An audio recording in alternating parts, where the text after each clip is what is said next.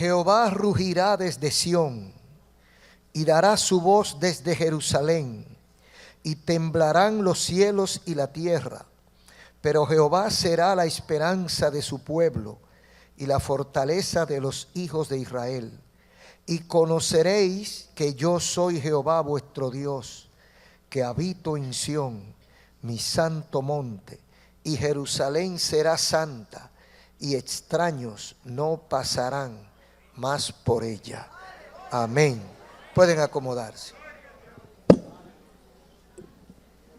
Quiero compartir hoy con el tema falsa esperanza. Es algo por lo cual la mayoría de los oyentes ha pasado. En algún momento de su vida, usted ha tenido ese tipo de experiencia. Cuando usted tiene un problema grande, cuando usted tiene una necesidad, cuando usted tiene una situación agobiante y alguien le hace una promesa y usted la cree, usted se tranquiliza porque usted espera en eso que le dijeron.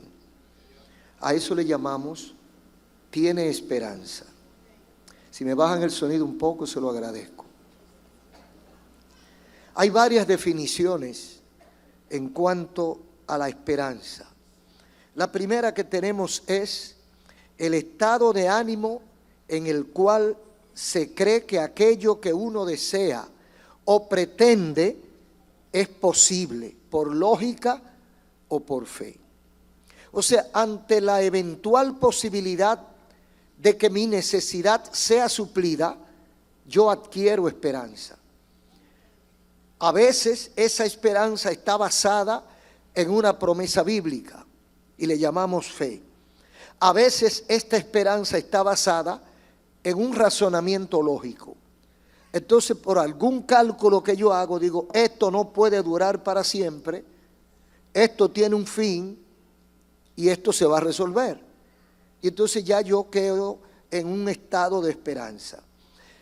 La segunda definición es virtud imprescindible para vivir.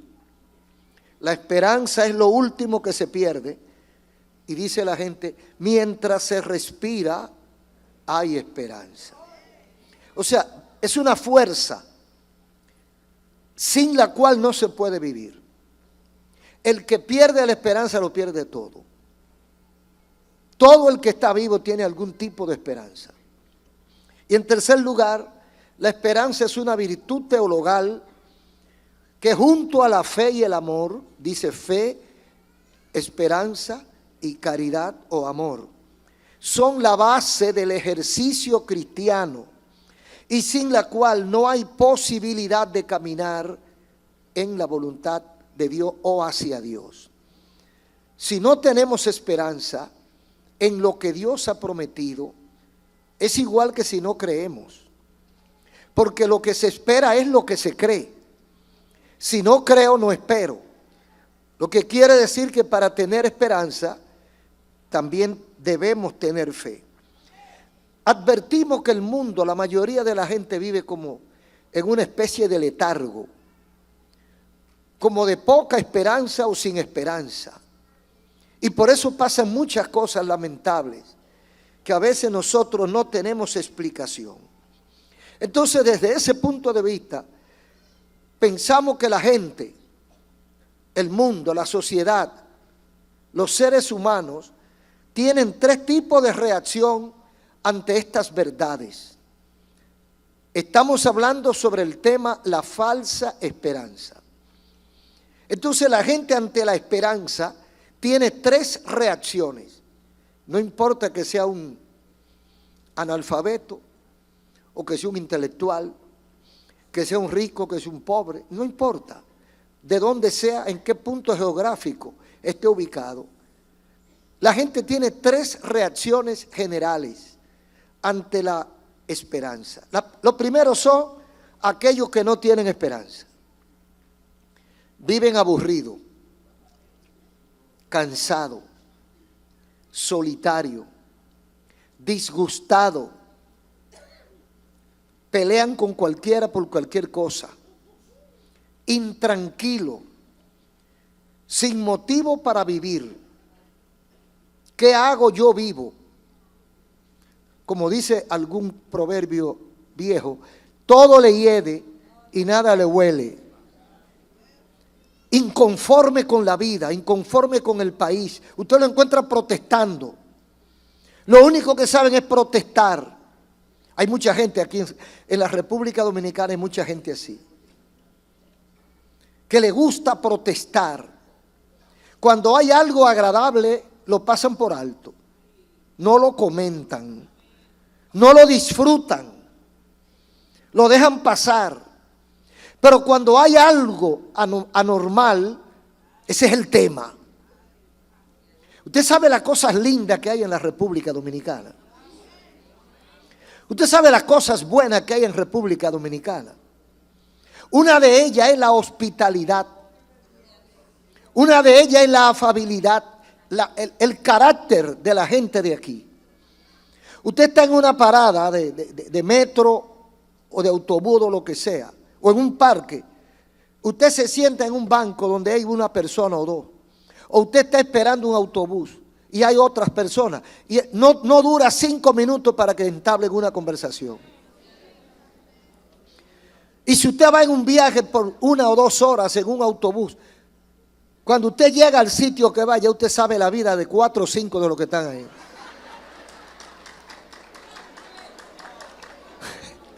Porque nosotros hablamos mucho y compartimos mucho. Hay lugares que no son así. No digamos que estén mal, pero que no son así. Usted va 2 horas, 3 horas en un avión hacia un sitio por allá. Y van 2 personas al lado suyo. Y usted llega al país que usted va. Y usted no sabe ni cómo se ríe esa persona. Porque le ve un solo truño desde que salió hasta que llegó. Aquí no es así. Aquí la gente sonríe. Hasta los delincuentes sonríen. Bendito sea Dios. Entonces, nos contentamos con cualquier cosa. Entonces no hay por qué estar sazonando lo negativo. ¿Qué consigue usted con sazonar lo negativo? Con hablar, mencionar y ocupar su tiempo con las cosas desagradables, que son menos. Usted lo analiza cuando llegue a su casa y se dará cuenta que las cosas negativas son menos que las positivas. Pero la gente habla más de las negativas que de las positivas. Usted sabe la cosa buena que hay aquí. Mencionamos la comida, mencionamos las playas, mencionamos los montes, mencionamos la calle, mencionamos los campos, mencionamos cuántas cosas buenas, el agua, el arroz, la habichuela, el aguacate, el plátano maduro. Usted sabe la cosa buena que hay aquí, la caña de azúcar. Aquí hay muchísimas cosas buenas, los ríos. Pero la gente se preocupa por las cosas, que se fue la luz. Se fue la luz, por ahí está el sol. El sol no se va. Y cuando se va es para que te acuestes a descansar. Entonces vamos a buscar las cosas positivas y no vamos a quejarnos tanto. Porque eso revela como que no hay esperanza de solución. Yo he encontrado, ustedes me excusan porque yo digo lo que yo soy, lo que yo siento. Y gracias a Dios por esa libertad. Yo me he encontrado personas aburridas en otros países, dominicanos. Y se fueron porque aquí estaban mal. Entonces allá están peor. Porque allá ni lo entienden. No lo entienden solo porque no hablan el idioma, sino por la cultura, la forma de ser. Usted sabe lo que es a las 3 de la tarde darle una taza de café negro a una persona. Aquí tiene significado. Pero en otros sitios no lo entienden eso.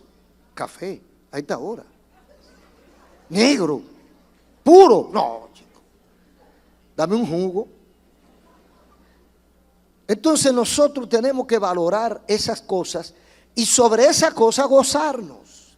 Pero hay una cantidad de gente que no tiene esperanza en solución, solamente ve lo malo y que esto va mal, de mal en peor. Sí, va de mal en peor. ¿Para quién? Para los que son igual, para los que no conocen a Dios, los que no confían en Dios. Las cosas irán de mal en peor, dice, engañando y siendo engañado. Ahora, ¿dónde termina la gente que no tiene esperanza? En el suicidio. Porque si no hay, aquí no hay razón para estar vivo. No tiene sentido el estar vivo. Entonces me mato. Hoy vi en el periódico una noticia muy triste, pasó fuera, bien lejos de aquí, del otro lado del Atlántico. Un señor de 95 años mató a su esposa de 86, creo que, y luego se mató él. Eso no fue un feminicidio, ¿no? Eso fue un aburrimiento de pareja.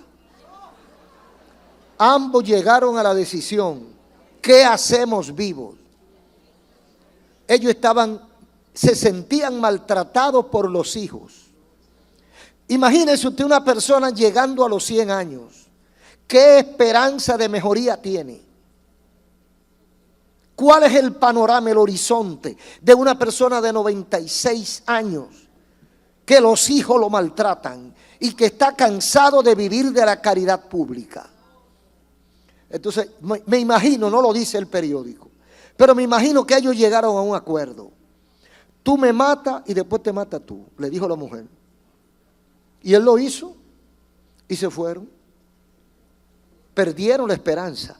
Porque cuando se pierde la esperanza, lo que queda es la muerte. Es la muerte, el suicidio, el exterminio. Porque no tiene sentido el estar aquí. Ese es el primer grupo que mencionamos. El segundo grupo es los que tienen falsa esperanza. Aquel que está confiado en algo que no existe. O que cree que existe pero no existe. Cuando lo descubre que no existe, se frustra. Y esto pasa cuando usted cree que alguien es amigo suyo. Un amigo o una amiga que por años usted creyó que esa persona es amigo de usted. Y usted hasta le confió cosas. Le dijo secretos de su vida. Y luego usted descubre que esa persona lo traiciona. Eso es, usted pierde, como que le sacan de abajo el piso. ¡Pum! Y usted como que se cae. Y dice, ¿y ahora? Se derrumbó todo. Porque su esperanza resultó ser falsa. Eso pasa también con la medicina. Cuando usted cree que la enfermedad que tiene el médico tal es el papaupa de la matica y que ese resuelve.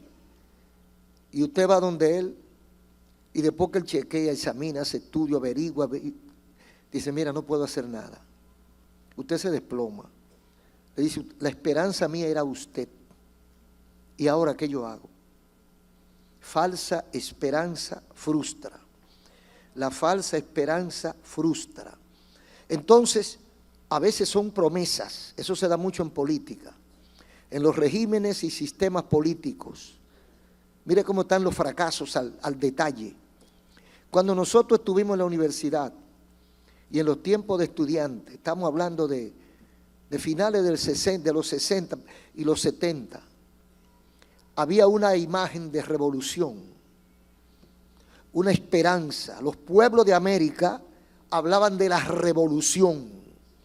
Eso iba a resolver todos los problemas e iba a establecer la igualdad, el comunismo, el socialismo, para que no hubiera pobres ni ricos, sino todo bien. ¿Dónde están esos países que abrazaron la revolución? Nadie quiere estar, ninguno de nosotros quisiera estar en la condición económica y social que están esos países que abrazaron la revolución.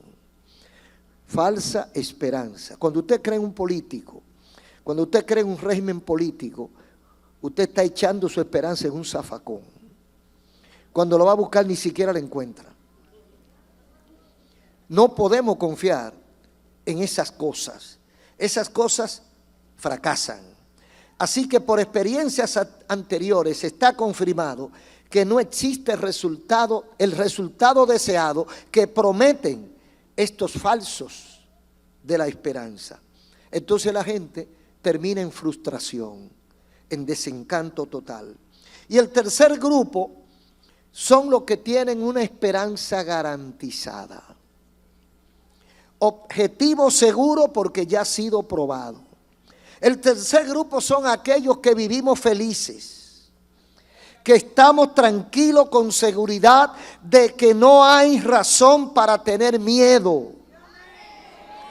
Aunque estemos atravesando la peor de las tormentas y estemos en medio del océano, hemos aprendido a tener paz en medio de la tormenta.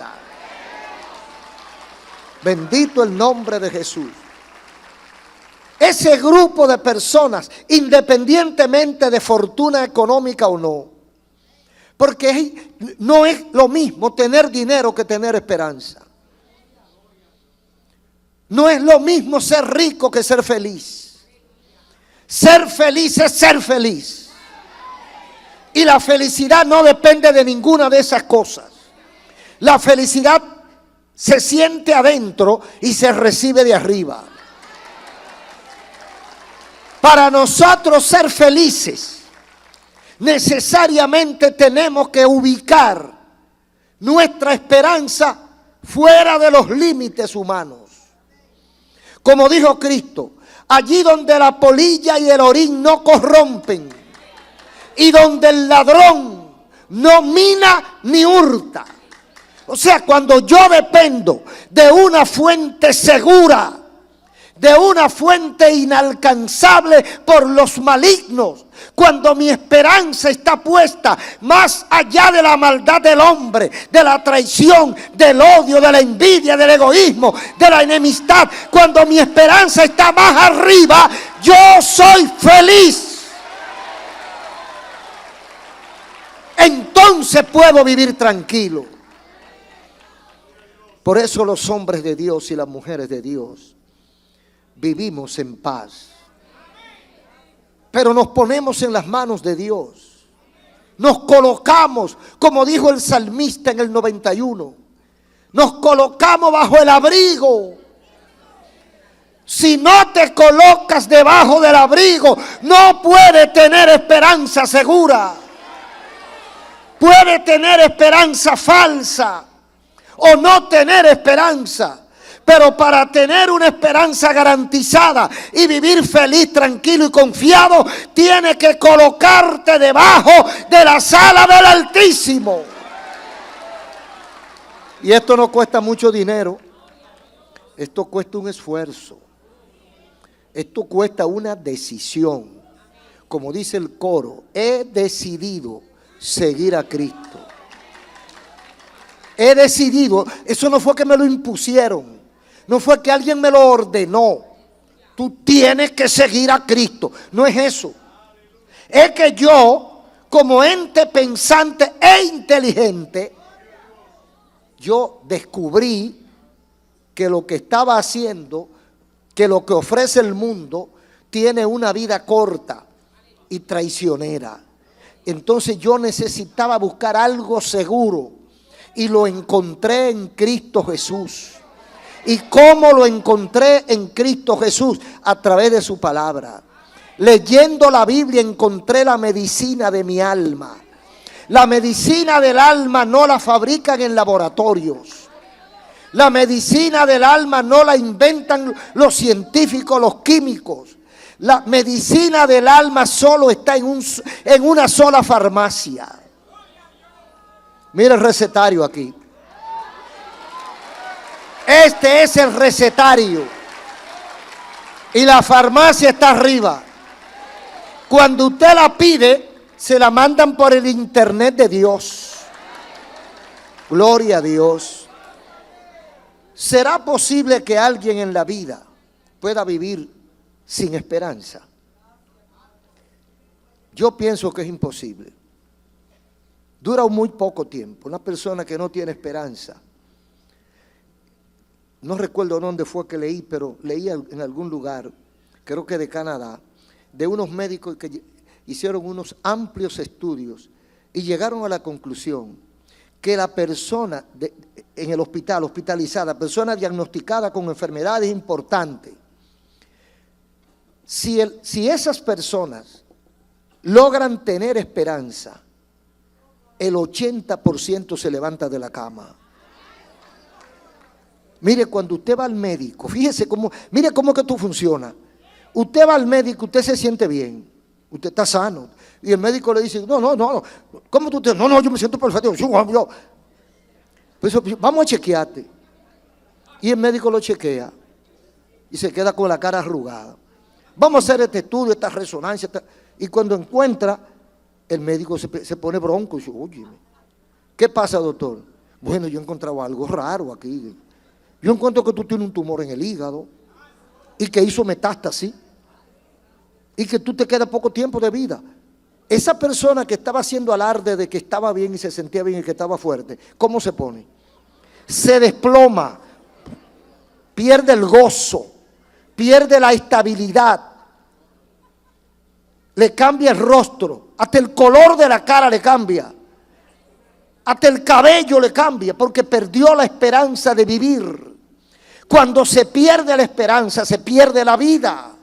Ahora, cuando un enfermo que lo diagnosticaron con un cáncer terminal y ya estaban esperándolo por hora para morir, como hemos oído varios casos de diferentes tipos de enfermedades, y alguien fue y oró por él en la cama en el centro médico, y esa noche el Señor lo visitó. Él se queda en su cama y al otro día van a hacerle la visita de cortesía que hacen los médicos. Y lo encuentra diferente. Vaca, yo te veo raro a ti. Yo te veo distinto. Y cuando le examina dice, pero tú no tienes nada. ¿Cómo se pone esa persona? Esa persona da un brinco. Da un brinco de la cama y cae parado. O sea, la vida vuelve cuando uno adquiere esperanza. Usted sabe que eso es lo que hace Cristo.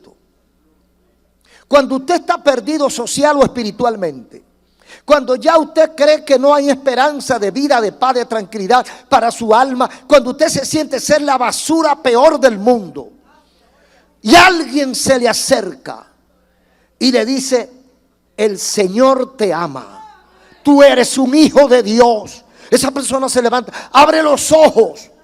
¿Cómo? Yo he mencionado la historia de una joven perdida en Nueva York, apellido Rivera, Maggie Rivera. Esa señora estaba perdida en los Nueva York, en vicio. Esa no sabía lo que era vivir una vida normal. Nadie la amaba, ella no amaba a nadie, no conocía a sus padres ni a su madre. Había visto a una abuela y la había visto pocas veces. Y dice ella en su canción que ella nunca había llorado. Era un desperdicio humano en las cunetas de Manhattan. Y alguien un día se atrevió a llegar al callejón donde ella vivía. Y la ve tirada en el suelo con su rostro desfigurado, que parecía una vieja pero tenía 25 años. Y esa persona le dice, hija mía, Dios te ama. Y ella abrió los ojos. Oh, gloria a Dios. Y ella le expresó a esa hermana, nunca me habían dicho esa palabra. Nadie me había dicho en mi vida que me amaba. Y la hermana le dijo, ¿y tus padres y tu madre? Yo no lo conozco. Y a partir de ahí comienza un proceso de recuperación en la vida de esa muchacha. Porque alguien le dijo que alguien la amaba. La esperanza volvió a ella. Entonces, hay algunas referencias bíblicas que queremos compartir. En Job capítulo 17, versículos 1 al 3 y 15 y 16, habla de alguien que había perdido la esperanza, o que aparentemente la había perdido porque se había desplomado su techo, se había caído todo, su producción, todo lo que tenía, todo había perdido, inclusive su familia y sus amigos. ¿Y qué dice él? Porque hay momentos en que uno se ve flojo. Es tanto lo que le dan que se ablanda. Y aunque usted sea un hombre o una mujer de fe, como que hay momentos como que usted se tambalea cuando el golpe es contundente y continuo. Entonces este hombre se vio bajo esa presión en el capítulo 17 de Job, 1 al 3, y dice, es una queja: mi aliento se agota, se acortan mis días y me está preparado el sepulcro. No hay conmigo sino escarnecedores. Dame fianza, oh Dios, sea mi protección cerca de ti. ¿Dónde pues estará ahora mi esperanza? Y mi esperanza, ¿quién la verá? A la profundidad del Seol descenderán y juntamente descansarán en el polvo. En otras palabras, ¿de qué me vale haber esperado en ti? ¿Qué voy a hacer con eso que se llama esperanza? ¿Dónde está ahora mi esperanza? ¿Quién la verá? O sea, la había perdido. Él le sirvió, él creyó en la esperanza, él vivió la esperanza, pero de repente la pierde. Y dice, ahora lo que me queda es el sepulcro, la muerte. Porque eso es lo que va después de perder la esperanza. No hay otro camino, no hay otro sitio. Y dice en Isaías, hablando de un pueblo que creía que había perdido la esperanza. Está tratando con Israel. Ya los sirios o los babilónicos habían arrasado, incendiado, devastado a la ciudad de Jerusalén y habían expropiado a todo lo que tenían algo y lo habían dejado sin nada, heridos, muertos y desvalidos. Y ellos eran siervos de Jehová. Y ellos habían puesto su esperanza en Dios. ¿Qué dijo Israel? ¿Qué creyó Israel? ¿Qué pensó Israel? Lo mismo que puede pensar cualquiera de nosotros. Dios me abandonó. Dios me dejó. El Dios en quien yo esperé se retiró. Cerró la puerta. Me negó la audiencia. ¿Qué hacer ahora? Y ahí lo encuentra Dios cuando dice, versículo Isaías 49, 14 y 15. Pero Sión dijo, Sión es la ciudad santa, el monte santo, y se refiere a lugares santos. Pero Sión, o mi pueblo, dijo, me dejó Jehová y el Señor se olvidó de mí. Y Dios le hace una pregunta. ¿Se olvidará la mujer de lo que dio a luz para dejar de compadecerse del hijo de su vientre? ¿Qué le parece? Todas las madres que hay aquí que me escuchan, ¿cree usted que hay alguna mujer capaz de olvidar el hijo de su vientre? Aún las que abortan, según he escuchado testimonios, muchas de las que abortan, lo que tienen luego es un aguijón.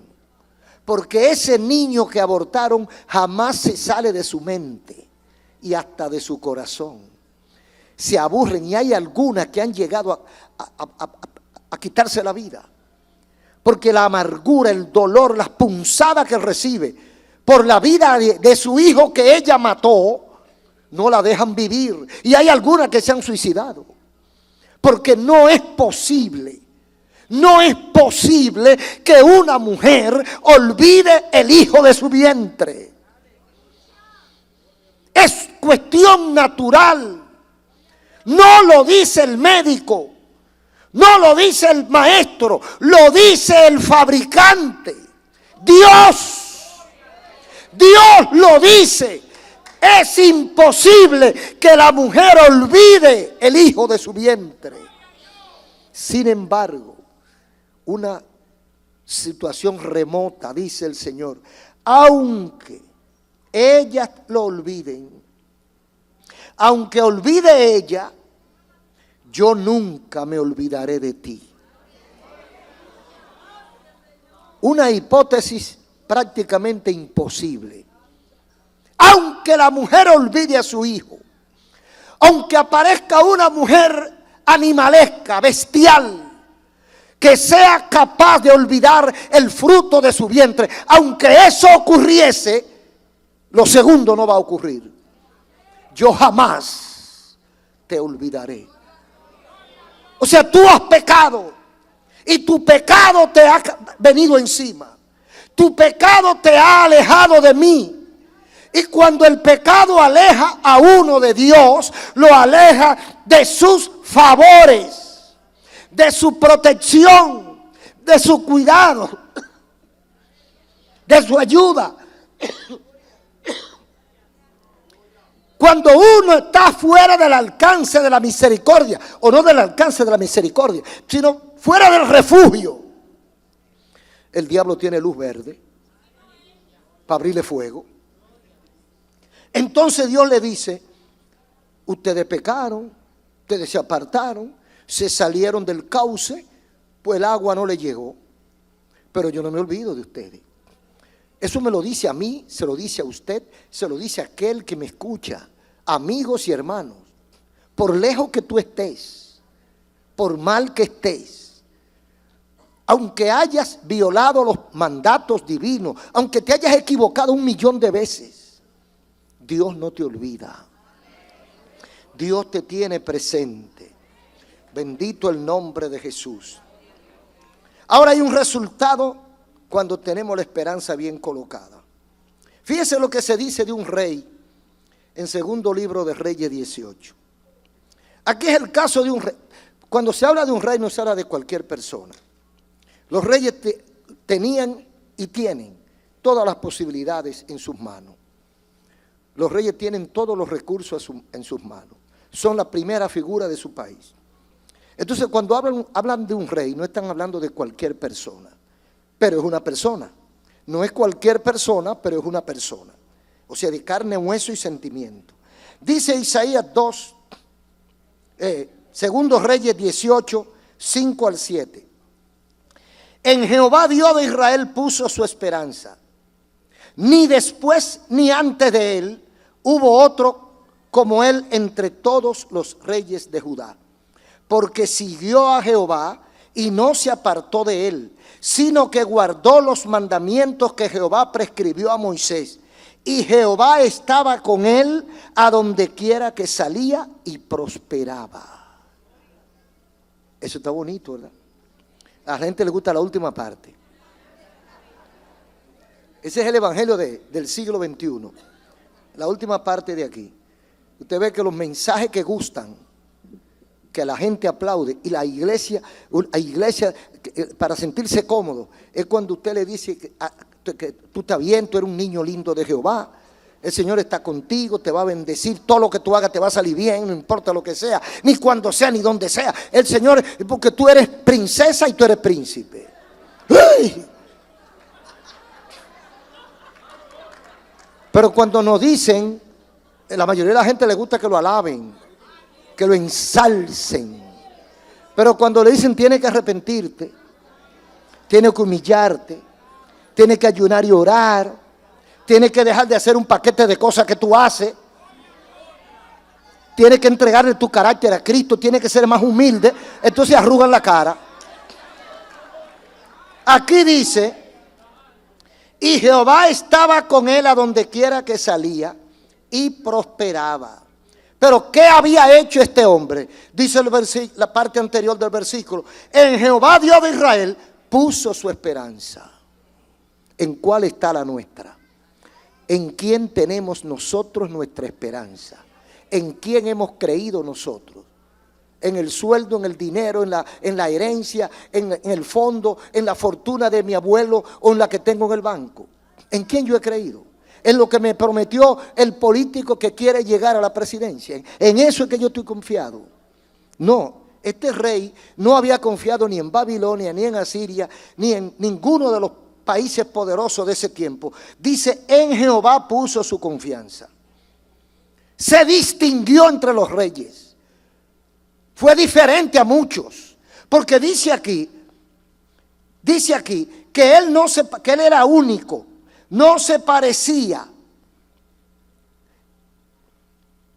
Puso su esperanza en Jehová. Ni después ni antes hubo alguien como él entre todos los reyes de Judá. ¿Por qué fue diferente? Está hablando de Ezequías. ¿Por qué fue diferente Ezequías? Por lo mismo que podemos ser diferentes nosotros. Dice aquí: porque siguió a Jehová y no se apartó de él, sino que guardó sus mandamientos. ¿Por qué fue diferente Ezequías? ¿Por qué puedo ser diferente yo? ¿Por qué puede ser diferente usted? Porque podemos seguir a Jehová, no apartarnos de él y obedecer sus mandamientos. ¿Somos capaces nosotros de hacer eso? ¿Podemos nosotros seguir los mandatos del Señor? ¿Seguir a Jehová? ¿No apartarnos de él? ¿Puedo yo hacer eso? Si yo no puedo hacer eso, Dios se equivocó. ¿Se equivoca Dios? Entonces el problema está en nosotros. Si yo no puedo hacer eso es porque yo no quiero, porque no me da la gana, porque nos gusta coger el mango bajito, no nos gusta subirnos a la mata porque me puedo caer. La gente quiere que Dios lo visite, la gente quiere que Dios proteja a sus hijos, la gente quiere que Dios bendiga su hogar, la gente quiere que Dios bendiga su negocio, su empresa, su trabajo, su profesión, su conuco, su finca, su vaca. La gente quiere bendición, pero ¿qué tú estás haciendo? ¿Qué estás haciendo? Está muy claro. Toda la bendición vino sobre este rey que fue diferente. Todos los reyes no hicieron lo que hizo él. Entonces él tuvo bendiciones que no tuvieron los otros. Pero hay gente que quieren llevar a Dios a su familia, pero no se arrepienten, no se convierten, no se humillan ante Dios, no hacen como hizo este hombre. Siguió a Jehová y no se apartó de él, sino que guardó los mandamientos que Jehová prescribió a Moisés. Entonces, como resultado de ese seguimiento, de esa conducta de acercamiento a Dios, como resultado directo de eso, ¿qué pasó? Jehová estaba con él. Y a donde quiera que salía, prosperaba. Aleluya. Todo lo que hacía prosperaba. Usted sabe que yo me atrevo a retarnos. Nos retamos. Si hacemos eso, lo segundo también es verdad. Si yo sigo a Jehová y no me aparto de él, donde quiera que yo salga, voy a prosperar. Hay gente que cree que Jehová lo va a bendecir en Santo Domingo. Hay otros que creen que en La Romana. Hay otros que creen que en Santiago. Hay otros que creen que en Pedernales. Hay otros que creen que en Estados Unidos. No. Si tú sigues a Jehová y guardas sus mandamientos, a donde quiera que salga, vas a prosperar, dice la Biblia. No estamos hablando de un Dios que se acorrala, de un Dios que es ciudadano americano o ciudadano europeo. Estamos hablando del Dios de los dioses. Entonces Dios cumple su palabra, Dios cumple su promesa. Y todo el que sigue a Jehová y no se aparta de él, donde quiera que va, Jehová está con él. Y como Jehová está con él, prospera, hermano. Prospera en lo que haga. Amén.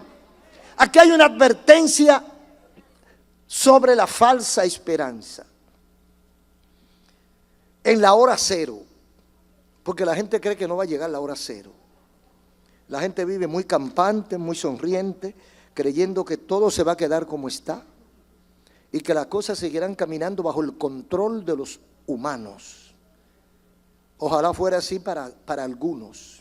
Sin embargo, en Isaías 2:17, muchos años antes de Cristo, algunos 500, 600 años antes de Jesucristo, estamos hablando de 2500 y pico años atrás de nosotros, un profeta llamado Isaías tuvo la visión de Dios, la orden de Dios de escribir, y decía en el versículo 17 al 22, la altivez de los hombres será abatida, y la soberbia de los hombres será humillada, y solo Jehová será exaltado en aquel día.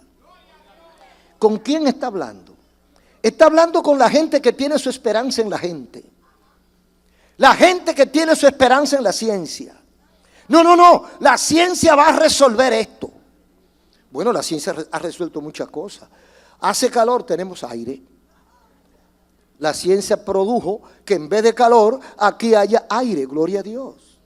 Entonces la gente dice, bueno, si la ciencia eliminó el calor de esta zona, puede eliminar el calor del infierno. Y están confiando en que la ciencia lo va a proteger y lo va a ayudar a resolver. ¿Cuántas cosas hace la ciencia? Y aplaudimos la ciencia. Pero ¿cuántas cosas no puede hacer la ciencia? ¿Cuántas cosas la ciencia cree que va a resolver y a la hora del no puede? Porque no tenemos poder infinito, muy limitado. Nuestro poder, nuestra capacidad es muy limitada, pero nos creemos los papaupas. ¿Sí? Usted ve que la gente anda orondo, creyendo que no necesita a Dios, porque ya ha descubierto el gen de la vida. Dice, no, vamos a prolongar la vida por cientos y cientos de años. En eso están. Y algunos se están congelando para que cuando descubran el punto de la vida, le devuelvan la vida a ellos, porque no se quieren ir de aquí. Eso es una ignorancia garrafal, en todos los sentidos. Primero, yo pienso, y quizás es producto de la ignorancia mía, yo pienso que si el que me puso aquí, en este lugar, es capaz de poner las cosas tan bien que a mí me gusten, y yo vivir aquí y no quererme ir, el mismo que me puso aquí y acotejó esto, no puede preparar otro lugar mejor que este y llevarme a ese lugar. Entonces, ¿por qué tengo yo que aferrarme a este lugar? Yo tengo que creer la palabra de Dios, que allá, después de aquí, es más, yo lo que creo es que esto es un ensayo, o este es un entrenamiento, para que esto es una plataforma de entrenamiento, de aquí me disparo hacia la realidad. Bendito el nombre de Jesús. Entonces, los hombres andan orgullosos, altivos, creyendo que ellos no necesitan a Dios porque ellos saben todo y pueden descubrirlo todo, y ya llegaron a la luna, van para Marte, para Júpiter y para todos los planetas, y ellos van a descubrir la fuente de la vida y la fuente de todo lo que ellos quieran. Y andan altivos, y dice, la altivez de los hombres, o sea el orgullo, será abatido, y la soberbia de los hombres será humillada, y solo Jehová será exaltado en aquel día. O sea que en la agenda de Dios hay un día para Dios. Hay un día en el cual el hombre no podrá intervenir, y Dios será el único que va a resolver aquel día, el día de Jehová. Y sigue diciendo, en aquel día, el día que no es de los hombres, el día que no es de la Unión Europea, ni de la Unión Americana, ni de la ONU, ni de la OTAN, ni de ninguna de esas instituciones. El día de Jehová, ¿qué pasará el día de Jehová? Bueno, será exaltado Jehová. ¿Y qué más? Quitarán totalmente los ídolos. Hay muchos tipos de ídolos. La gente inmediatamente se va a los muñecos, a las estatuas, a las esfinges que hay colocadas en algunas iglesias. Esas son parte del asunto. Pero hay ídolos humanos, hay ídolos abstractos, hay ídolos que son, por ejemplo, la misma ciencia es un ídolo, el dinero es un ídolo, la familia a veces es un ídolo. Hay cosas que la gente la ha puesto en lugar de Dios. Eso es lo que está diciendo. En aquel día quitarán totalmente los ídolos. ¿Por qué? Porque los ídolos son fantasía. Los ídolos son pasajeros, no son reales. Y cuando tú veas lo que es real, cuando tú veas lo que es de verdad, entonces tú abandonas lo que no es de verdad y te quedas y te concentras en lo que verdaderamente vale la pena. ¿Quién es que vale la pena? Jehová de los ejércitos. Entonces la gente despertará en aquel día y quitarán los ídolos. Y dice más, y se meterán en las cavernas de las peñas, se esconderán, y en las aberturas de la tierra, en las cuevas, por la presencia temible de Jehová y por el resplandor de su majestad, cuando Él se levante para castigar la tierra. En aquel día arrojará el hombre a los topos y murciélagos sus ídolos de plata y de oro, que le hicieron para que adorase. Dejaos del hombre cuyo alimento está en su nariz, porque de qué es estimado. O sea, usted encontrará que todo lo que usted creía que valía algo no sirve. Todo aquello en lo cual usted tenía su esperanza cifrada. Usted creyó que la ciencia le iba a resolver. Usted creyó que el dinero le iba a resolver. Usted creyó que don fulano me iba a resolver. Usted creyó que los estudios que yo he hecho me iban a resolver. Cuando usted descubra que todo eso es falso, ¿qué usted va a hacer con los ídolos, con los títulos, con los trofeos, con las medallas? ¿Qué usted va a hacer con los rangos, con la jerarquía, con el dinero? Dice, se lo va a lanzar a los topos y a los murciélagos porque no me sirven para nada. ¡Oh! Usted va a agarrar eso como que basura. Apártate de mi vista. No te necesito. Me engañaste. Me engañaste. Me trae tristeza porque no sirves para nada. Entonces, ¿qué van a hacer los reyes? Dice el versículo. Se ratifica, fíjense, eso que estamos leyendo fue dicho hace más de 2500 años. Lo dijo Isaías. Pero hay algo más que ya se dijo y no se ha dicho. Aquí hay la profecía de la historia, o la historia de la profecía. Aquí hay algo que va a ocurrir, porque está en Apocalipsis. Hay algo que todavía no ha tenido lugar, pero es la ratificación de lo que dijo Isaías. Y esto está en Apocalipsis 6, 12 al 17. Miré cuando abrió el sexto sello y aquí hubo un gran terremoto. El sol se puso negro como cilicio. La luna se volvió como sangre.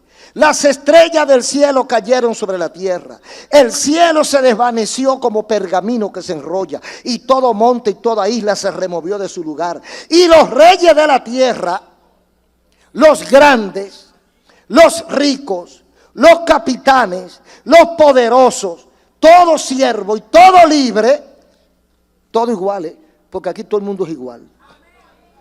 ¿Qué hicieron? Se escondieron en las cuevas y entre las peñas de los montes, y decían a los montes y a las peñas, caigan sobre nosotros, escóndannos del rostro de aquel que está sentado en el trono y de la ira del Cordero. ¿Por qué? Porque el gran día de su ira ha llegado. ¿Y quién podrá sostenerse en pie? Aleluya. El gran despertar. Cuando la gente descubra que aquello en lo que ellos creían no vale. Cuando la gente descubra que el dinero no vale, que la fama no vale, que las cuñas y las palancas no valen, que el tener rango militar o político no vale, que el ser don fulano no vale, todos los ídolos al zafacón, solamente vale Jehová, solamente vale Jehová. Esta es la realidad. Para muchos será tarde, para muchos será tarde, cuando despierten a la realidad. Entonces dice, ¿quién podrá sostenerse?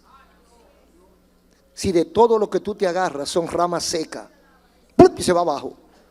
Entonces, ¿cuándo es que hay que ratificar, entender, abrir los ojos y descubrir la esperanza verdadera?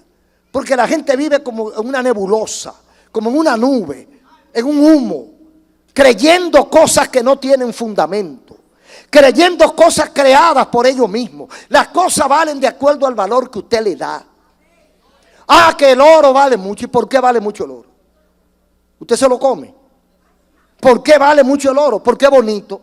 ¿Y para quién es bonito? Para usted. Para los indígenas no era bonito, ¿no? Los indígenas lo daban por espejito. O sea que para ellos valía más el espejito porque les servía para verse la cara que un pedazo de oro que no me sirve para nada. Pero el valor se lo damos, se lo asignamos nosotros. Entonces, todas estas cosas que la gente tiene aquí tienen valor asignado por nosotros, pero vamos a descubrir de repente que eso no vale nada y que lo que realmente vale lo despreciamos, lo desechamos. Entonces, tardíamente para muchos van a descubrir su falsa esperanza. Entonces, dice Joel 3, 16 y 17. Dios ofrece algo más seguro. Y Jehová rugirá desde Sión, y dará su voz desde Jerusalén, y temblarán los cielos y la tierra, pero Jehová será la esperanza de su pueblo y la fortaleza de los hijos de Israel. Y conoceréis que yo soy Jehová vuestro Dios, que habito en Sión, mi santo monte, y Jerusalén será santa. ¿Cuál es la razón y objetivo del mensaje de Dios al pueblo? Que cifre su esperanza en lugar seguro. Que no crea en va a llover, cree en está lloviendo. Que no invente con tu alma, que no invente con tu salvación, que verifique, que analice, que averigüe, que medite para hasta, como dice Malaquías, paraos en los caminos y preguntad por la senda antigua y andad por ella y hallaréis descanso para vuestra alma. En conclusión, Dios ofrece seguridad. Ahora, ¿qué seguridad ofrece para ahora y para el futuro el mundo? ¿Qué te ofrece el mundo para el final? Entonces, toda esperanza que no está en Dios es falsa. La única esperanza garantizada aquí y después de aquí es la que usted pone allá, en el Señor Jesucristo. Los que esperamos en Jehová, el Dios de Israel, podemos vivir confiados. Porque al final Dios ha prometido estar a favor de su pueblo. Ahora, querido amigo, ¿es usted parte de ese pueblo? ¿Es usted parte de ese pueblo que ha puesto su esperanza en Dios? Si no es parte de ese pueblo, trate de ser parte antes que la puerta se cierre. La puerta se cierra cuando uno muere o cuando Cristo venga. Mientras usted está deambulando en este mundo, usted puede entregar su vida a Cristo y poner su esperanza en lugar seguro, y le garantizamos paz, tranquilidad, esperanza, como vivimos nosotros. Los que realmente conocemos a Dios, vivimos tranquilos porque tenemos esperanza. No vivimos en zozobra. Sabemos que el ángel de Jehová acampa en derredor de los que le temen y nos defiende. Un aplauso al Señor. Asociación. Vamos a leer en primera carta del apóstol Pedro, capítulo 3, versículos 14 al 16, en el nombre del Padre, del Hijo y del Espíritu Santo. Así dice la palabra de Dios. Mas también, si alguna cosa padecéis por causa de la justicia, bienaventurados sois. Por tanto, no os amedrentéis por temor de ellos, ni os conturbéis, sino santificad a Dios el Señor en vuestros corazones, y estad siempre preparados para presentar defensa con mansedumbre y reverencia ante todo el que os demande razón de la esperanza que hay en vosotros, teniendo buena conciencia, para que en lo que murmuran de vosotros como de malhechores, sean avergonzados los que calumnian vuestra conducta, vuestra buena conducta en Cristo. Porque mejor es que padezcáis haciendo el bien, si la voluntad de Dios así lo quiere, que haciendo el mal. Pueden acomodarse. Aleluya. Vamos a hablar sobre los beneficios de una buena conciencia. Ojalá pudieran poner atención suficiente para que nos podamos entender. Los beneficios de una buena conciencia. ¿Cuánto tipo de conciencia hay?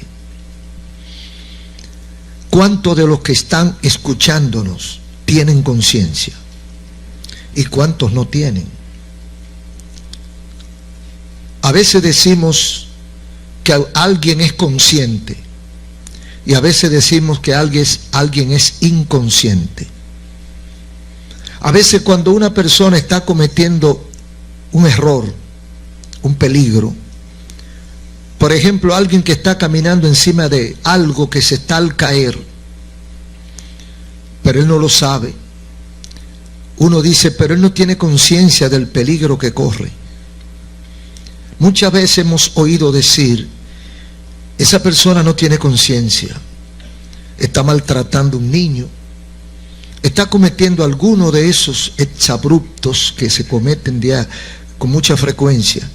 Y entonces la gente dice, pero fulano no tiene conciencia, dejó ese niño solo tanto tiempo. ¿Qué será lo que queremos decir? ¿Cuántos tipos de conciencia hay? La Biblia habla de un solo tipo, buena conciencia. Pero si hay buena conciencia, es porque hay una que es mala. Entonces sería bueno escarbar para ver dónde nosotros estamos ubicados. Porque, ¿qué entendemos por conciencia? La gente dice, es un tribunal interno, es una vocecita que le habla a uno. En el curso de nuestra conversación vamos a ver que esa vocecita que le habla a uno es manipulable, es manejable, es modificable. O sea, yo puedo cambiar esa vocecita y engañarme a mí mismo.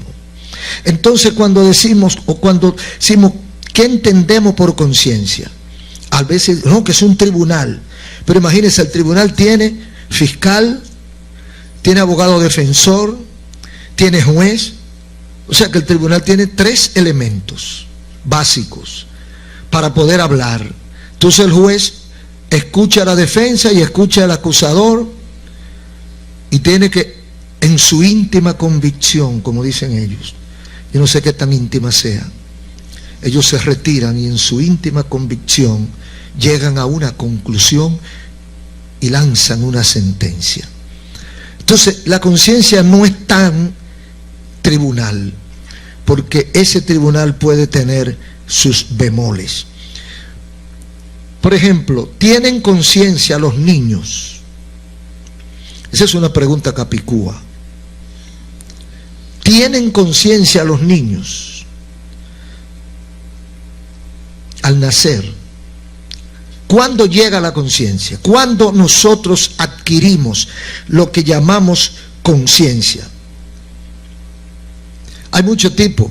Por ejemplo, se lo aplicamos a conciencia profesional, conciencia espiritual, que son más o menos las 3 conciencias, y conciencia humana. Conciencia humana fue la que hablamos ahorita.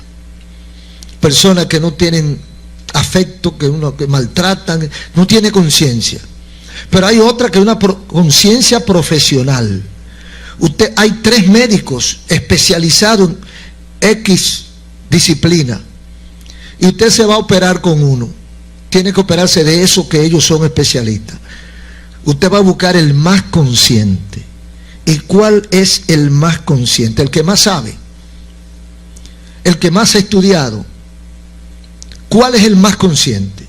Entonces eso es lo que vamos a ver, porque nos gusta la conciencia aplicada a la vida diaria. Por ejemplo, un profesional consciente y, por ejemplo, una conciencia espiritual que nos garantiza además un bienestar espiritual.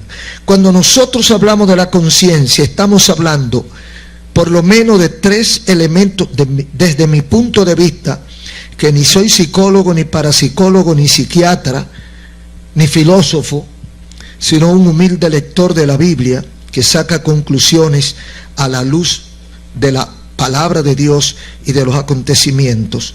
Hay 3 elementos básicos que yo quiero mencionar, que son experiencia, información y conocimiento, que sumado da conciencia. Por ejemplo, cuando hablamos de experiencia, estamos hablando del conjunto de vivencias que nosotros hemos obtenido en nuestra vida diaria, con o sin nuestro consentimiento.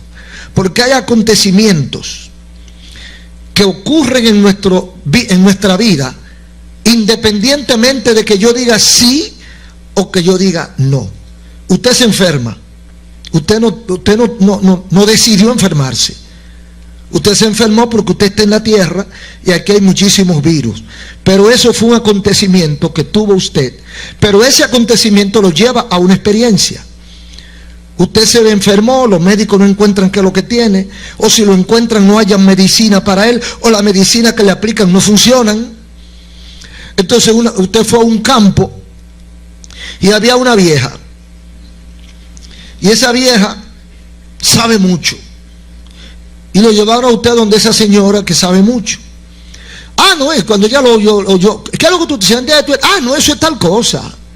Lo más quitada de bulla, dice, ah, no, eso es tal cosa. Mire, tú haces el té de guanábana y te lo bebes antes de desayunarte en la mañanita. Tú estás día a día en eso y olvídate, eso se va. Y usted lo hace y se le quita y se sana. Eso es una experiencia que usted no la determinó. Es una experiencia que va a entrar a sus vivencias. Pero también está el caso de nuestras relaciones. Usted tiene relaciones humanas, relaciones íntimas, relaciones familiares. Y todo el mundo no tiene la misma experiencia con las relaciones que tiene. Hay hermanos de padre y madre que son enemigos. Hay amigos que no tienen ni una gota de sangre que se parezca, pero son amigos y han sacrificado parte de su vida en pos de su otro amigo. Son experiencias negativas y positivas, pero son experiencias que van a engrosar nuestras vivencias en esta tierra. Entonces a eso nosotros le llamamos experiencia. Hay muchos tipos, cada quien tiene su paquete de experiencia en la vida ministerial, en la vida espiritual, en sus estudios bíblicos, en sus estudios seculares, en su trabajo profesional como mecánico o como ingeniero de sistema o como panadero o como repostero. Usted tiene sus experiencias y hay dos personas que estudiaron lo mismo pero tienen experiencias diferentes. Entonces a eso nosotros, a ese conjunto de vivencias, de cosas que le pasan a uno en esta vida, se le llama experiencia. Cuando usted ve que dicen fulano tiene mucha experiencia, no es un joven, tiene que ser un viejo, porque la antigüedad, para no decir vejez, porque vejez es lo que no sirve, la antigüedad es la acumulación de experiencias. Una persona mayor es porque ha acumulado mucha experiencia, que es imposible para una persona joven acumular experiencia porque el tiempo no lo favorece. Entonces la segunda cosa es información. Después que yo tengo mis experiencias, yo necesito la información, novedades, noticias que llegan a nuestro saber o que la compramos.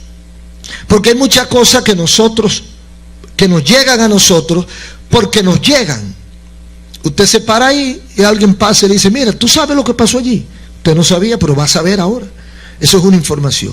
Mira, allí se está abriendo la tierra. Eso es una información. Pero hay otras informaciones profesionales que usted la busca, usted la compra. Porque usted va a la universidad, usted compra los libros, usted estudia. Eso es una información que usted está comprando.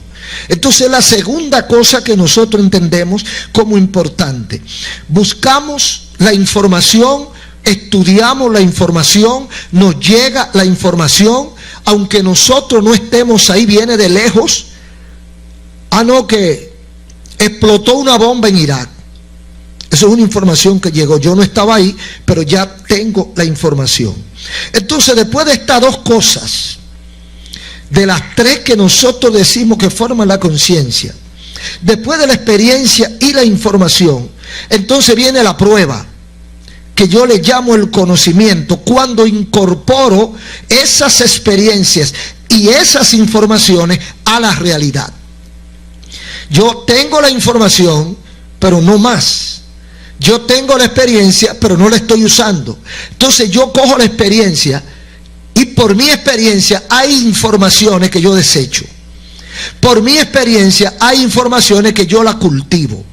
Entonces cuando yo junto lo que queda de esas dos cosas, entonces vengo al conocimiento. Cuando incorporo esa experiencia y esa información, que ya no son una teoría, sino una realidad. A mí me informaron que ese carro es bueno. Yo he manejado ese carro y lo que han manejado ese carro es bueno. Yo me subí porque me dieron una bola y es bueno. Ahora yo voy a comprar un carro. Ahora es que yo voy a conocer el carro. Ahora es que yo voy a saber si es verdad que gasta mucho o gasta poco. Ahora es que yo voy a saber si se daña mucho o se daña poco, porque ahora yo voy a comprarlo. O sea, ahora yo voy a conocer el carro. Entonces, cuando yo agarro esto y lo aplico a la vida profesional o a la vida religiosa o familiar, me da otros resultados.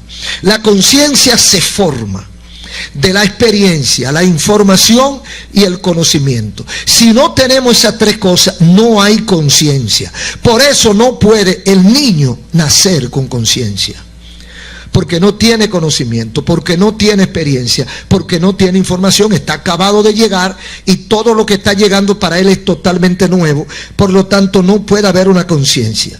Entonces, la conciencia es lo que me permite manejarme de la mejor manera cuando yo quiero. Pero hay una conciencia mala y hay una conciencia buena. Depende qué alimente esa conciencia, de qué esté alimentada nuestra conciencia, si es de basura o es de cosas de valor. Entonces, la conciencia cristiana, ¿en qué consiste?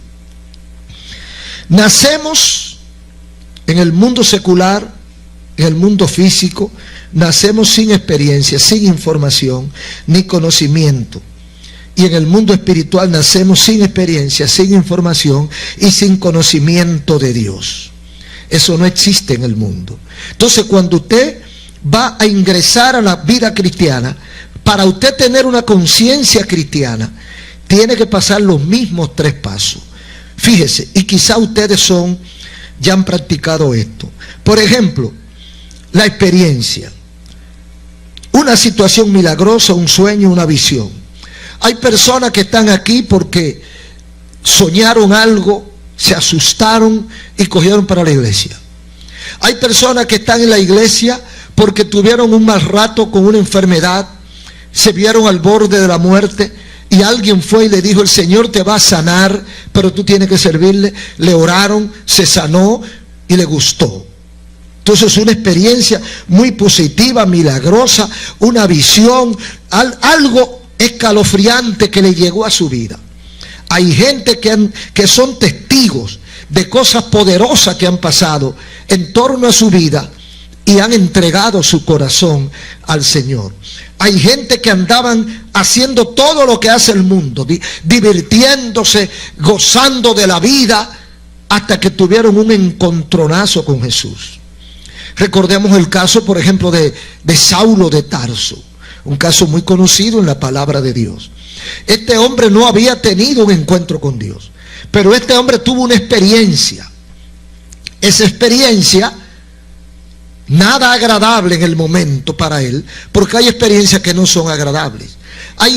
Yo he oído una frase muy conocida entre los cristianos, que dice que hay quienes vienen al Señor por amor y otros que vienen por dolor. Saulo de Tarso vino por dolor, porque a él le dieron un estrellón de un caballo y lo tiraron a pleno sol de Medio Oriente al mediodía, lo estrellaron al piso y quedó ciego. Es una experiencia que él necesitaba, porque hay gente que para buscar a Dios necesitan una experiencia, un encontronazo. Hay gente que están cansados de oír la voz de Dios. Hay gente que están cansados de saber, de entender que necesitan a Dios. Pero necesitan primero una experiencia, un golpe, una enfermedad, un sufrimiento, un dolor, una pérdida, algo grave. Y entonces cuando le pasa eso, entonces dice: es verdad que hay un Dios, es verdad que me está llamando y es verdad que yo lo necesito.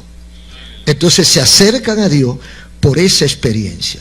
Entonces, la segunda cosa que aplicamos es la información. Estamos hablando ahora de la conciencia cristiana. Alguien dice: escuché hablar del amor y el poder de Dios. Lo asocio, pero no lo entiendo. Lo veo bonito, pero no lo entiendo, porque cuando usted pasa por la esquina y oye predicando el evangelio y le oye que dicen Cristo viene, es una información. Usted oye que dicen Cristo salva, eso es una información. Sí, Cristo salva. ¿Y? Que el Señor salvó a fulano de tal, eso es una información. Que la familia tal estaba al borde del colapso y el Señor entró al evangelio y esa vida de esa familia se cambió totalmente y ahora son una familia ejemplar. Eso es una información. Hay quienes vienen por una experiencia, hay quienes tienen una información positiva del evangelio, pero todavía no han dado el paso de entregar su corazón al Señor. Entonces, ¿qué es lo que falta para tener una conciencia cristiana? El tercer paso. Eso que me informaron, ese susto que yo pasé, yo tengo que unirlo ahora y conocerlo a fondo. Y cuando yo entro para probar eso que me dijeron, entonces yo empiezo a conocer a Jesucristo. Ahora, como dijo el ciego, creo que los amigos de la mujer samaritana.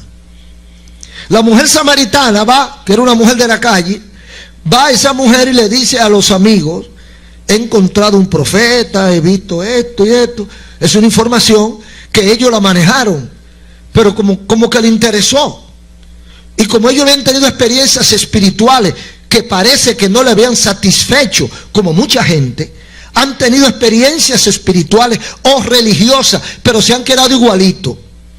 Entonces y algunos han tenido experiencias negativas, que en vez de acercarlo a la iglesia, lo han alejado. Hay gente que ha tenido experiencia con ministerios o ministros o religiosos, que en vez de ayudarlo, lo han desayudado. Entonces, cuando ese tipo de gente oye hablar, lo que hace es que se aleja. Entonces esta gente, estos hombres, amigos de esta mujer, vinieron a Jesús porque ella le dio la información de lo que había encontrado. Ella había tenido una experiencia inusual, había tenido una información importantísima y la comunica a sus amigos. Ellos vienen, cuando ellos vienen y lo ven y lo oyen, dicen: no, pero esto no es ni la 10ª parte de lo que ella me ha dicho.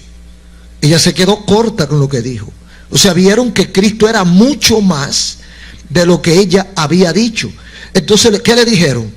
Ya no creemos ni por lo que ni por la experiencia que tú tuviste, ni por la información que tú nos trajiste.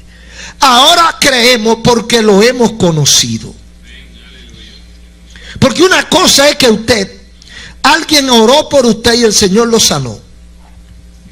Una cosa es que un evangélico le dé un testimonio y usted crea en ese testimonio. Y otra cosa es que usted venga al evangelio y usted reciba lo que predican los evangélicos y usted experimente el cambio transformador, usted lo disfrute y usted conozca a Cristo cara a cara. Cuando eso sucede, entonces usted va a decir: ahora yo actúo con criterio propio y no dependo del clima ni de los sentimientos para servirle al Señor. O sea, ahora hay una convicción, ahora hay una conciencia cristiana. ¿Por qué algunos dejan el evangelio? Porque la conciencia cristiana no está completa. Cuando usted se queda por la mitad, porque hay gente que se convierten bajo un evento, un asunto emocional, y se dan un susto y caen de rodillas, entregan su vida a Cristo, pero no hay conciencia de qué es lo que han hecho. Pero cuando usted tiene una experiencia, cuando usted recibe la información de lo que dice la Biblia y de lo que hay para nosotros, de lo que Dios nos va a dar, cuál es la recompensa, todas las noticias que tiene la Biblia, usted las absorbe y usted entra al evangelio y usted dice: Señor, yo quiero que tú me des de lo que tú le diste a fulano. Señor, yo quiero tener la experiencia que tuvo Cornelio el centurión. Yo quiero tener la experiencia que tuvo Pablo, que tuvo Pedro, que tuvieron los apóstoles. Yo quiero tener esa experiencia que tienen los hermanos que dicen que tú cambiaste su vida. Yo quiero probar eso que tú dices o eso que ellos dicen. Entonces cuando usted lo prueba, usted va a decir como los amigos de la samaritana: ya no creo por lo que tú me dijiste, ahora creo porque yo lo conozco, porque yo lo he recibido, porque yo he sido transformado, porque yo he sido cambiado. Es como el ciego del capítulo 9 de Juan. Tú eres el ciego, ¿de qué te parece? No, yo mismo soy. Yo mismo soy. O sea, ahí no había vacilación, porque cuando hay una conciencia cristiana real, no hay vacilación. Usted sabe en qué usted está. No importa lo que vengan a decirle, quien venga a decírselo. No importa que venga de la India con un mensaje nuevo. Ya usted sabe lo que usted tiene. Usted no va a coger para ningún lado, porque usted va a decir como dijo Pedro cuando Cristo le dijo: si ustedes se quieren ir, pueden irse. Y el tosco Pedro, el analfabeto Pedro, el hombre que no había estudiado, levanta la mano y dice: quiero la palabra. Y Cristo le da la palabra a Pedro y dice: maestro, ¿y a dónde vamos nosotros? Aleluya. ¿A dónde iremos nosotros si solo tú tienes palabra de vida eterna? ¡Oh, gloria a Dios! Eso es conciencia de lo que tenemos. Eso es estar consciente de lo que hemos recibido. Cuando usted ha recibido a Cristo, usted tiene una conciencia clara de lo que usted ha recibido. Mire, puede pasar lo que pase, y usted puede dejarlo cualquier otra cosa, pero a Cristo usted no lo deja. Por eso que a veces la gente dice: mira, fulano de tal se salió del evangelio. Digo, lo que pasa es que él estaba en el evangelio, pero el evangelio no estaba en él. Pero cuando el evangelio está en uno, usted no se puede ir. Porque dice Juan: la simiente está en él y no se puede ir, porque la simiente está en él. Cuando esa conciencia cristiana se madura en nosotros, no, es que no hay para dónde coger. Usted se puede ir de la iglesia, usted se puede ir del país, usted se puede, pero ¿para dónde va a coger usted? Que le den un poquito de lo que usted dejó. Sencillamente es imposible. Ahora, ¿cómo lo aplica la palabra de Dios?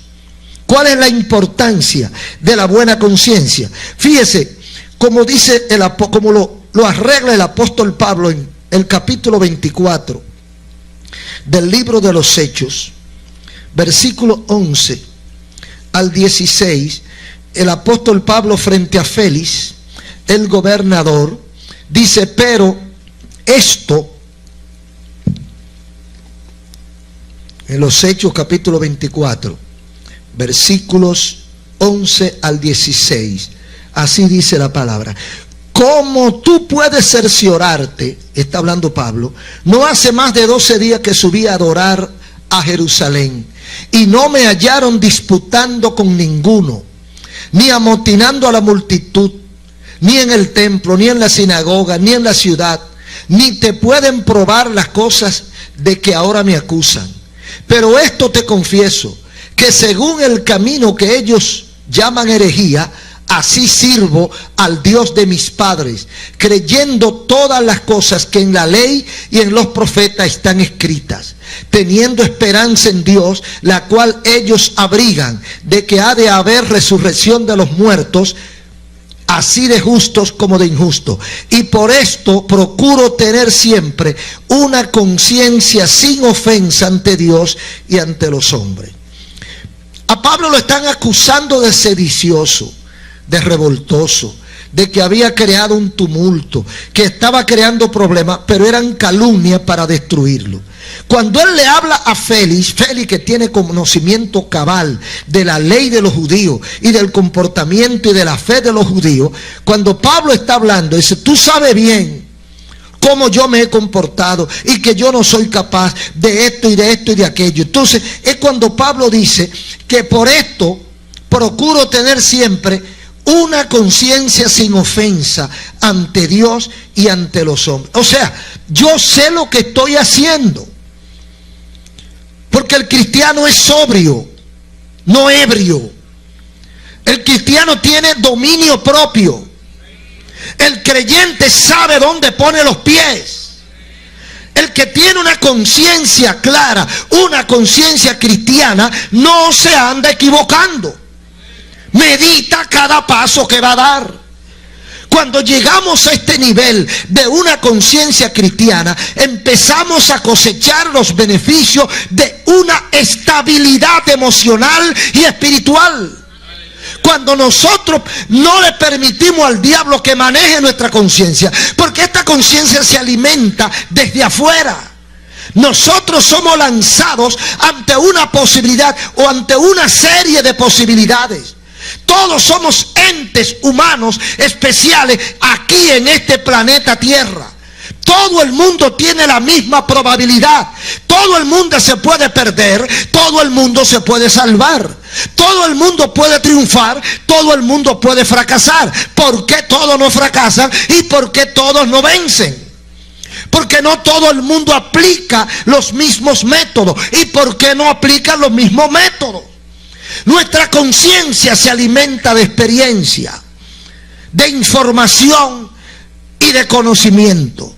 Entonces yo tengo que amalgamar estos tres elementos y sacar un provecho, sacar un producto. Pero si el alimento que tengo en mi cabeza es basura, si la información que tengo no sirve, si lo que yo he llevado a mi corazón y a mi cerebro es estiércol, ¿a dónde me llevarán esos caminos?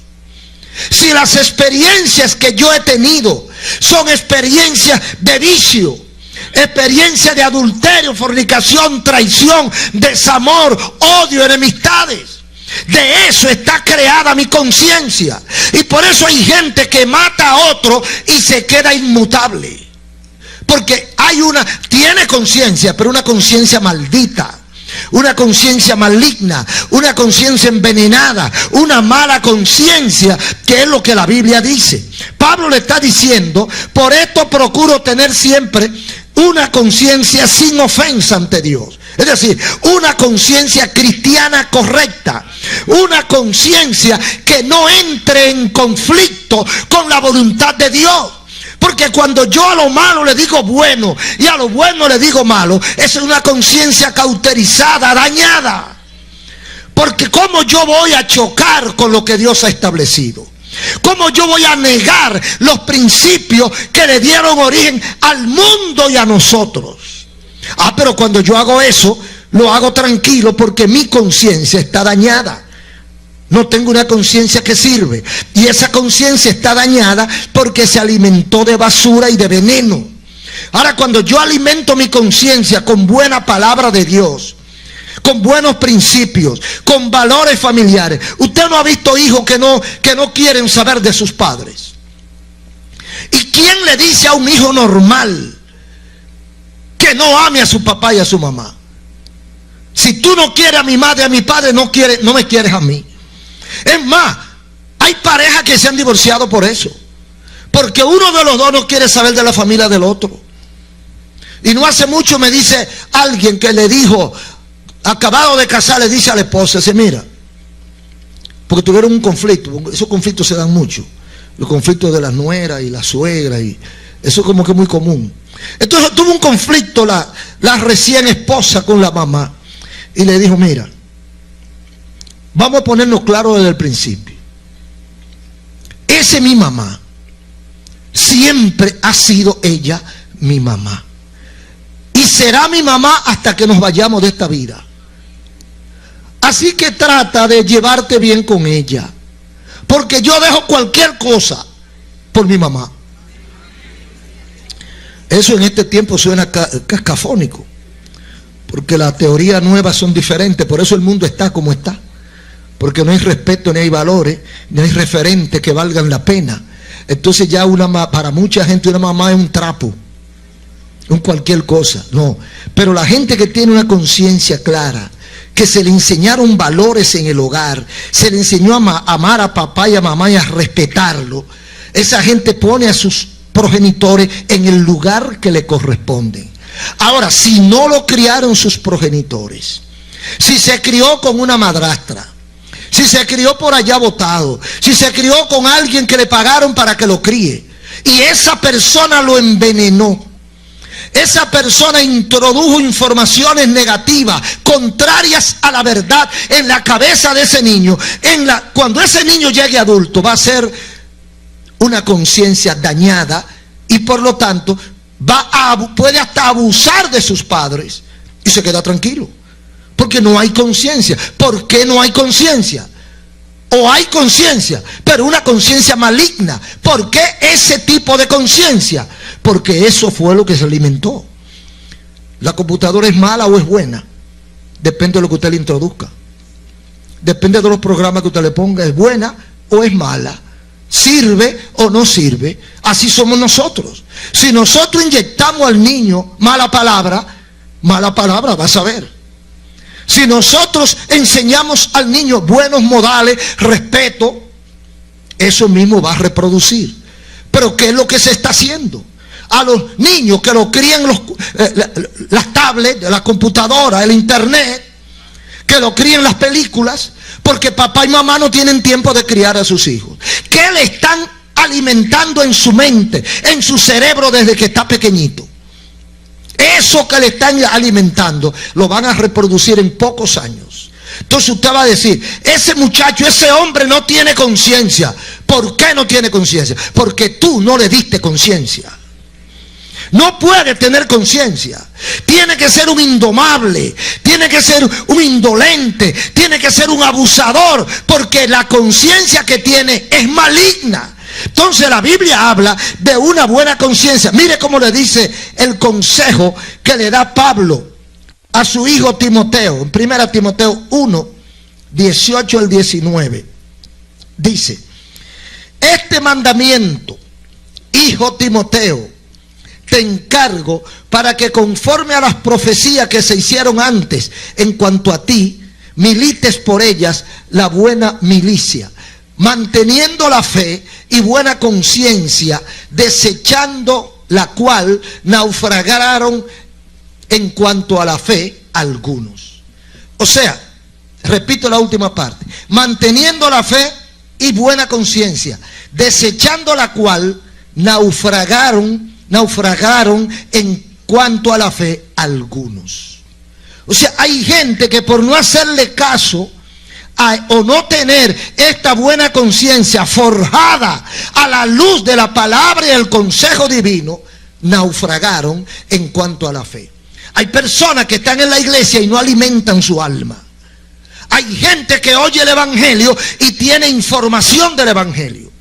Hay gente que se goza con los testimonios, con las experiencias de otros. Hay gente que están en una vigilia y brincan un rato, una experiencia agradable, pero no se preocupan por profundizar, no se preocupan por conocer a Dios, no se preocupan por adentrarse con Dios, no se preocupan por intimar con Dios, no le interesa conocer a Dios. ¿Qué le pasa a esa gente? Dice Pablo, naufragan en cuanto a la fe. No hay base sólida, no hay soporte, y cuando viene la tempestad no hay quien agarre, y cualquier cosa lo mueve.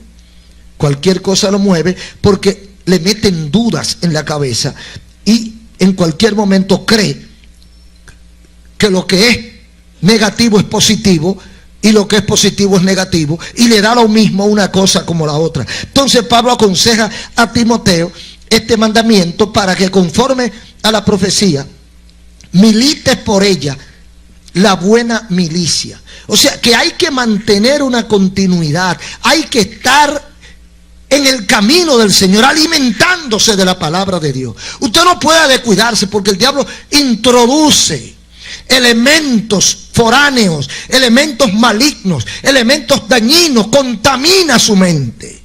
Entonces esa conciencia se va dañando, se va torciendo, se va infectando, y cuando viene a ver usted está que usted mismo no se conoce. Por eso es que hay que alimentarla con la palabra de Dios. Por eso es que hay que leer la Biblia. Por eso es que hay que orar. Por eso es que hay que ir a la iglesia. Por eso es que hay que compartir con la gente que ama a Dios. porque la mala compañía corrompen las buenas costumbres.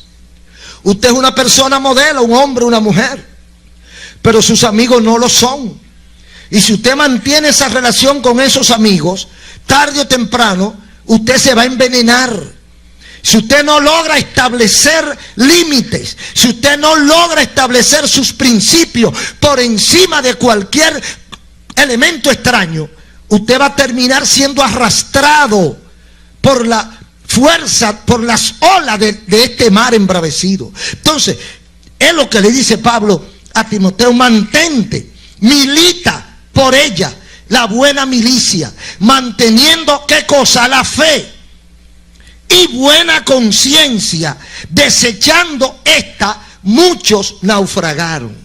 Entonces yo tengo que mantener mi fe en alto para que mi conciencia se mantenga a la altura de la voluntad de Dios. Entonces dice Pedro, primera de Pedro 1:14 al 17,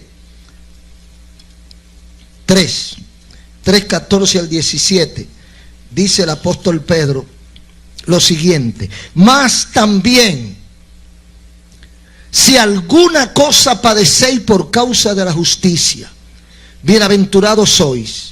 Por tanto, no os amedrentéis por temor de ellos, ni os conturbéis, sino santificad a Dios el Señor en vuestros corazones, y está siempre preparado para presentar defensa con mansedumbre y reverencia ante todo el que os demande razón de la esperanza que hay en vosotros, teniendo buena conciencia, para que en lo que murmuran de vosotros como de malhechores sean avergonzados los que calumnian vuestra buena conducta en Cristo Jesús.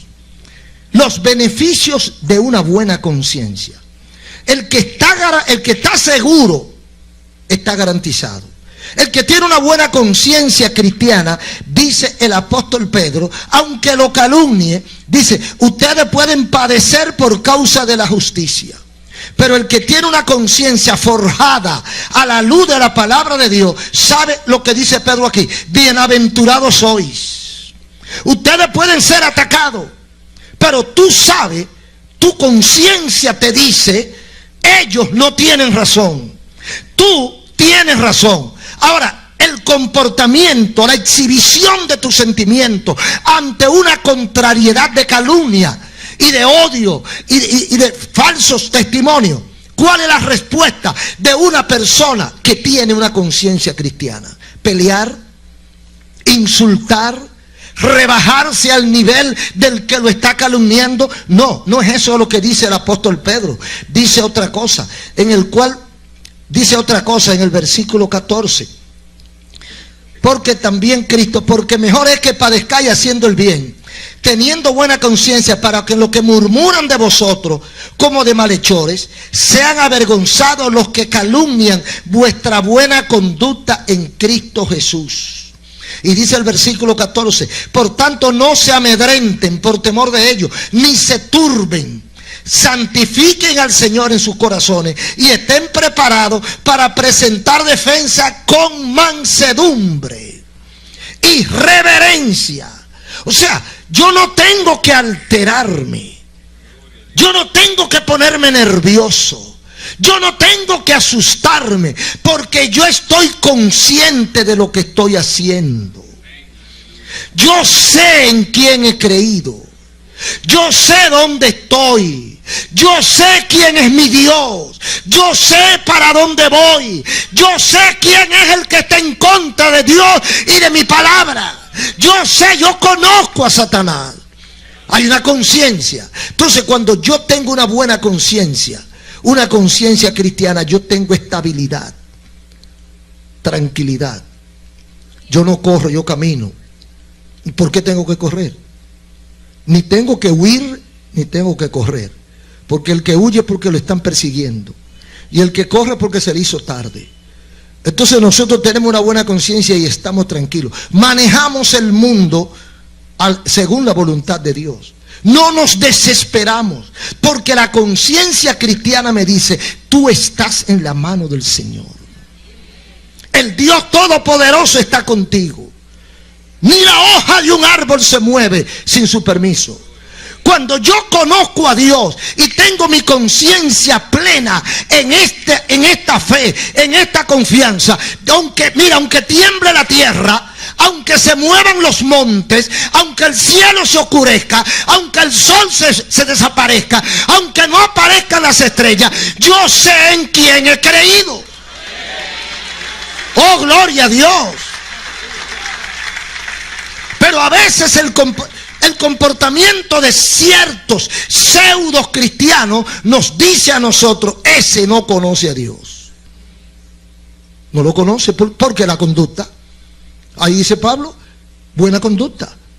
O sea, alguien que quiere contradecir nuestra conducta, lo dice Pedro, nosotros teniendo conciencia para que en lo que murmuran de vosotros como de malhechores, sean avergonzados los que calumnian vuestra buena conducta en Cristo. Repito el versículo 15. Es que, hermanos, los que murmuran de nosotros y que dicen que nosotros somos malhechores, versículo 16, serán avergonzados todos los que calumnian vuestra buena conducta en Cristo Jesús. Porque al diablo le encanta calumniar. Por eso es que le decimos a la gente que se cuide del chisme, porque eso es una especialidad del diablo.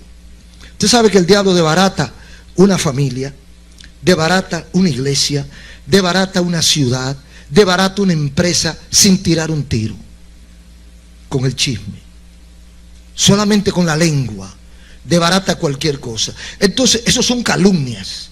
A veces hay industria de calumnias, especialmente en los sectores políticos. La calumnia es una arma de doble filo. Y la gente dice del que es su contrincante, del que es su adversario, dice de todo sin importarle si es verdad o mentira. Ah, no, pero ellos saben que eso no era verdad, era cuestión de campaña.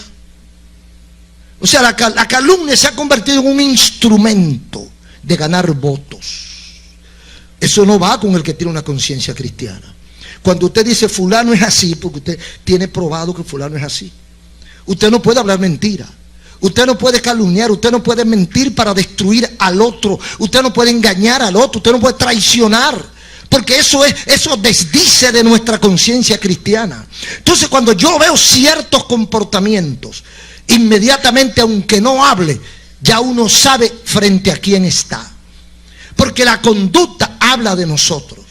El Señor quiere que tengamos paz, que tengamos estabilidad, que haya tranquilidad en el hogar y que haya tranquilidad conmigo mismo. Porque si yo por dentro no estoy tranquilo, el que está alrededor mío también lleva su parte. Porque yo lo voy a intranquilizar. O sea, lo primero que yo necesito es paz conmigo, paz con Dios y paz dentro de mí, para yo poder ayudar a los que están cerca de mí. Entonces, para esto yo necesito una buena conciencia. Ahora, para yo tener esa buena conciencia tengo que alimentarme. Alimentar esa conciencia con palabra de Dios. Hay personas que por su mala conciencia han pasado mucho trabajo, han sufrido, han tenido problemas. En el capítulo 45 de Génesis, usted encuentra la historia de los hermanos de José. Eso fue serio, porque el hombre que ellos botan, lo venden como esclavo y mienten ante su padre y dicen: lo mataron los animales, y este era el vestido de él, ensangrentado, encontramos esto. Tu pobre hijo lo mataron, se lo comieron las bestias. Y ese era José, que luego llegó a ser gobernador de Egipto. Y cuando ellos están frente al gobernador de Egipto, que lo más lejos que ellos tienen es que él entiende la lengua de ellos. Ellos vienen a buscar alimento a Egipto porque allá en su tierra, en Hebrón, se había terminado todo.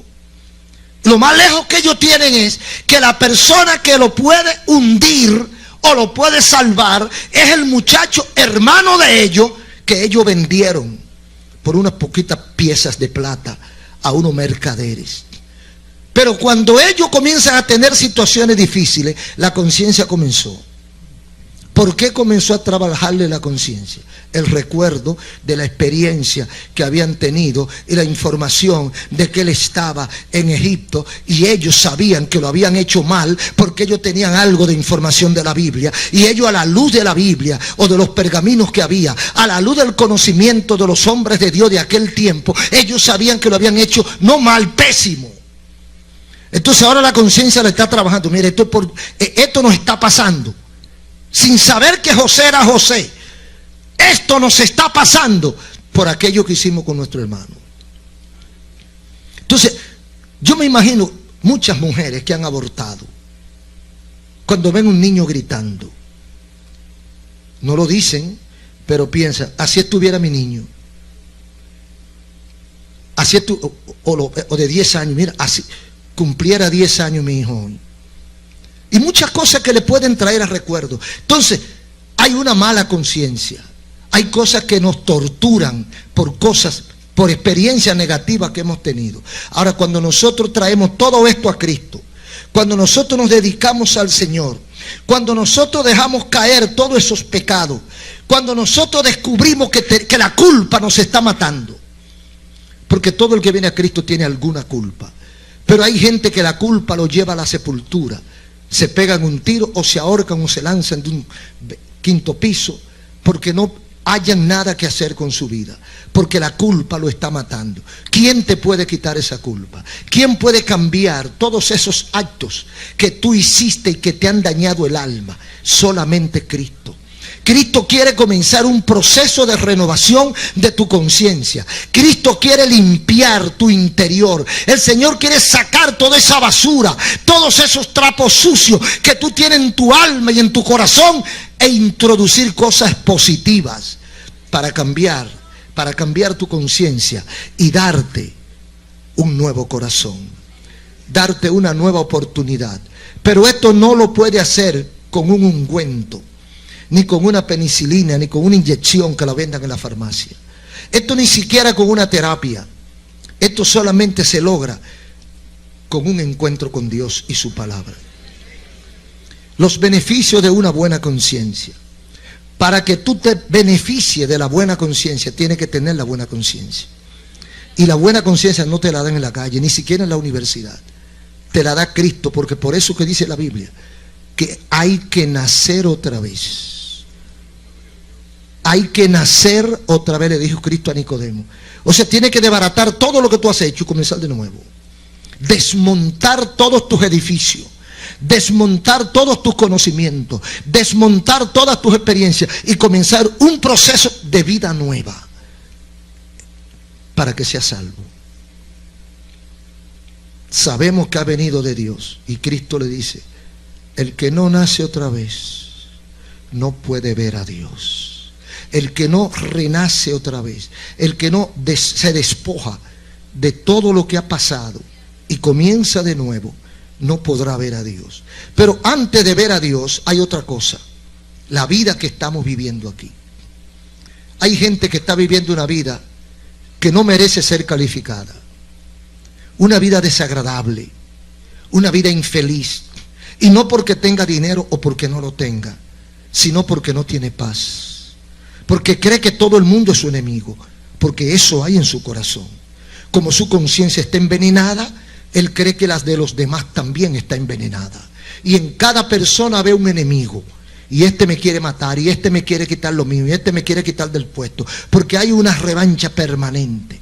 Cuando el Señor cambia tu vida, cuando el Señor te transforma, cambia tu conciencia. Te hace un verdadero lavado de cerebro. Y te saca toda la basura y te limpia y te instala un nuevo circuito. Un circuito que no conoce la maldad. Un circuito que conoce el perdón. Un circuito que conoce el amor, la comprensión y la convivencia pacífica entre seres humanos. Pero ese cambio lo hace Dios. Y lo hace al que se lo pide. No le cobra un centavo, pero le exige que le siga.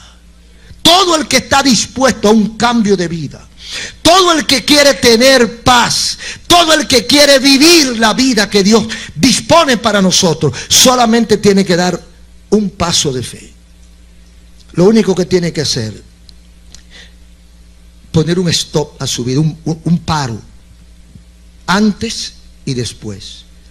No importa lo que pasó atrás, no importa cuántas veces me equivoqué, no importa cuántas heridas tenga, no importa. Lo que importa es que a partir de hoy yo seré otra persona. Yo conozco a Cristo, yo he tenido una experiencia en la iglesia, yo sentí que los pelos se me engrifaron. Es una experiencia positiva y bonita. Yo sentí ganas de llorar, y no era de dolor sino de alegría. Yo sentí que el corazón como que se me aceleró cuando la palabra de Dios era predicada. Esas son experiencias. Esas son informaciones que trae la Biblia, la palabra de Dios, que te dicen que hay una esperanza para ti, que todo no se ha perdido, que todavía puedes resucitar y puedes ser un hombre o una mujer diferente a lo que has sido hasta el día de hoy. Hoy tú puedes nacer. Hay oportunidad para ti, y hoy el Señor puede cambiar tu vida. Un aplauso al Señor.